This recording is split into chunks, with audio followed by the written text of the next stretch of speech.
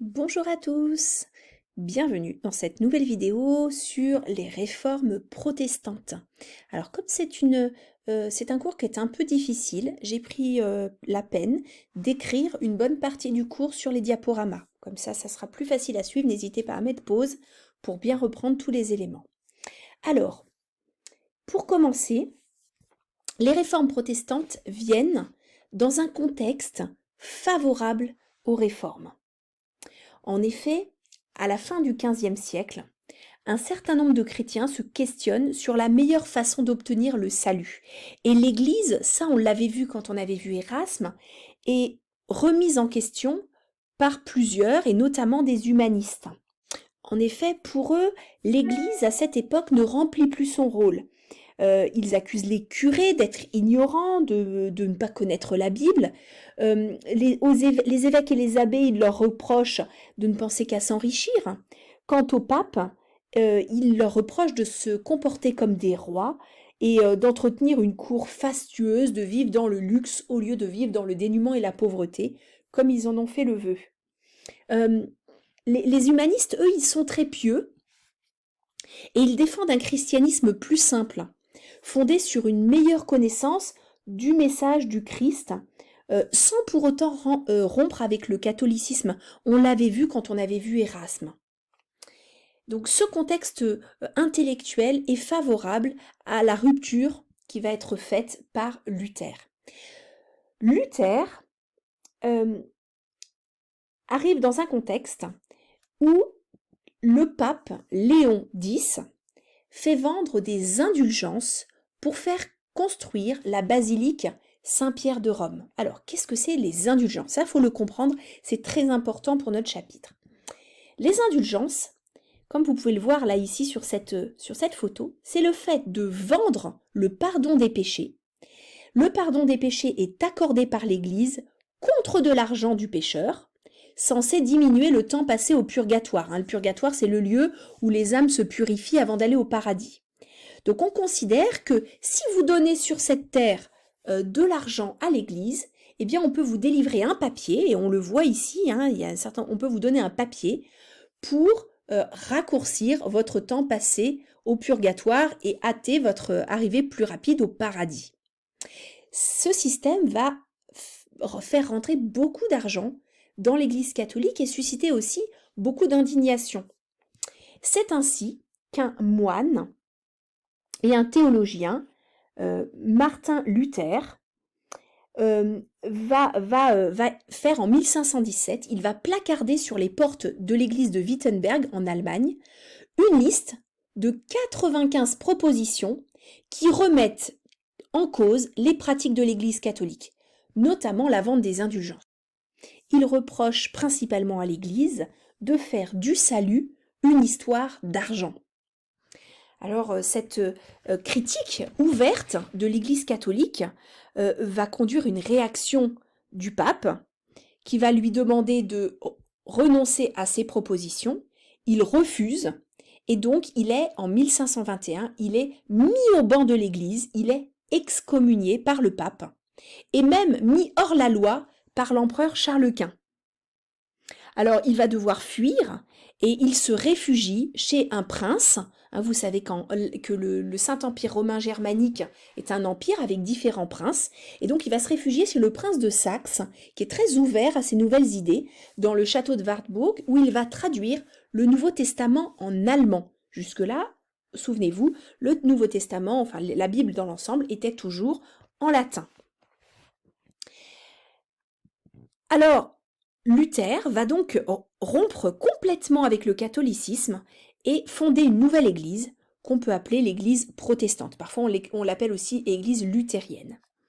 Sa doctrine est précisée dans la Confession d'Augsbourg en 1530, et là vous voyez sur ce document les différents princes protestants allemands qui ont donc eux souscrit aux idées de Luther, qui viennent présenter ce texte à Charles Quint, qui va la rejeter. Donc dans ce texte, il y a toutes les nouvelles idées du luthéranisme. Et donc Charles Quint va absolument la rejeter et rester dans le giron de l'Église catholique. Alors justement, je vous ai mis quelques extraits de cette confession d'Augsbourg, donc de 1530, c'est une date à connaître, hein. Article 6, il faut se garder de mettre sa confiance dans les œuvres et de vouloir mériter par elles la grâce de Dieu. C'est par la foi en Dieu que nous obtenons la rémission, c'est-à-dire le pardon des péchés. Donc, dans cette doctrine de Luther, la première chose, les œuvres sont inutiles pour le salut. Seule la foi peut l'apporter. C'est ce qu'on appelle sola fide, seulement la foi. Il est inutile d'essayer de faire des choses, le salut est donné gratuitement. Deuxièmement, article 15, nous tenons pour contraire à l'évangile les vœux monastiques. Et donc Luther va supprimer complètement le clergé, ainsi que les monastères. Article 21, on ne saurait prouver par l'écriture qu'on doit invoquer les saints ou implorer leur secours, car il n'y a qu'un seul réconciliateur entre Dieu et les hommes, Jésus-Christ est l'unique sauveur. Là, il est en train de montrer que, selon lui, on doit totalement abandonner le culte des saints, mais aussi de la Vierge, c'est pas dans cet article-là, mais c'est le cas, au profit d'uniquement le culte de Dieu, Trinité, Père, Fils et Saint-Esprit.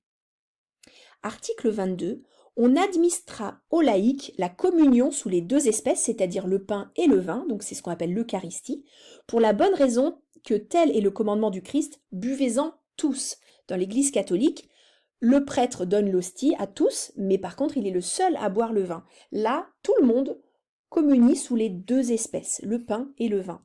Et plus généralement, il n'y a plus que deux sacrements dans l'Église luthérienne, le baptême et l'Eucharistie, ce dont je viens de parler à l'instant, au lieu de 7 dans l'Église catholique. Article 23, le droit au mariage pour les prêtres et les ecclésiastiques est fondé sur la parole et le commandement de Dieu. C'est la fin du célibat des prêtres. Il n'y a plus de prêtres d'ailleurs, ce sont des pasteurs qui sont chargés de commenter la Bible avec les fidèles et de donner les sacrements. Enfin, le culte, ça c'est pas là on le voit pas dans cet extrait, mais le culte est désormais en langue vernaculaire, c'est-à-dire en langue parlée, comme l'allemand, le français, selon les pays où ça se trouve, et non plus en latin. Ça c'est important de comprendre ces grands repères de la doctrine de Luther.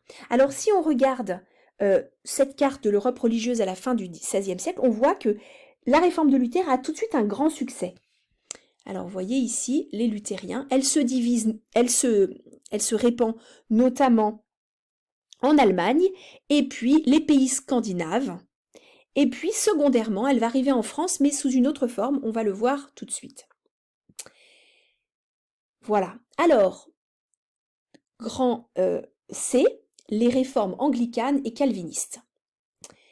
Premièrement, la réforme anglicane en Angleterre. En Angleterre, le roi Henri VIII est excommunié par le pape pour avoir divorcé de Catherine d'Aragon pour épouser celle qu'il aimait tant, Anne Boleyn. Donc le pape refuse qu'il divorce, puisqu'il considère que le mariage est un sacrement et qu'il ne peut pas se séparer de sa première femme pour en épouser une autre.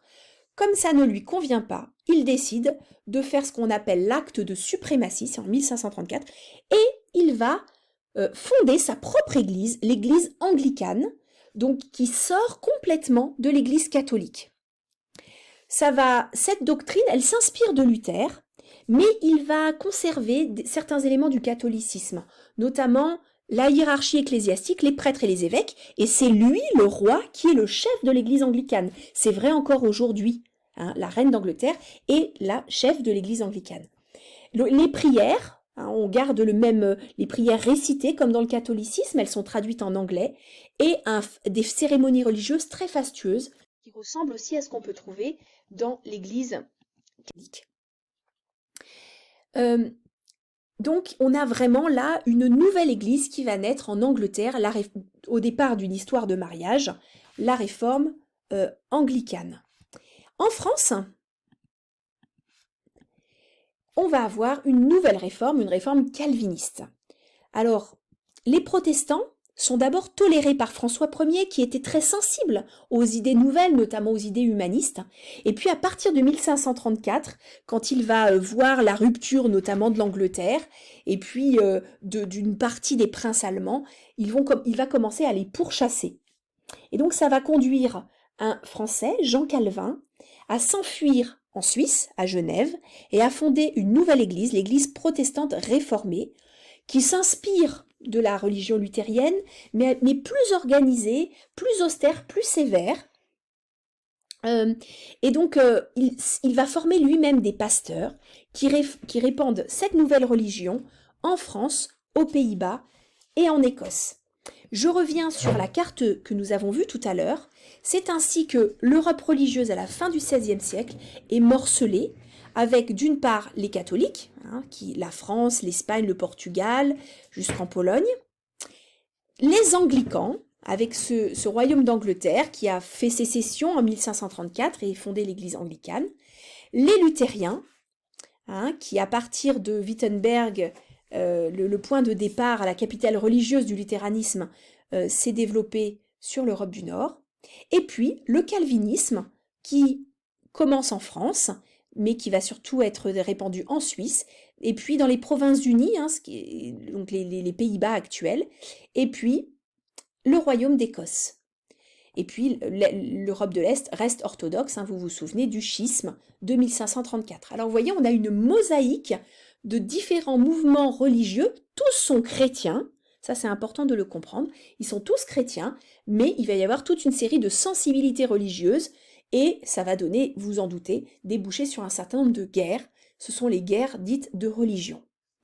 Eh bien voilà, j'espère que vous avez tout bien compris, on verra tout ça en classe, à bientôt, au revoir.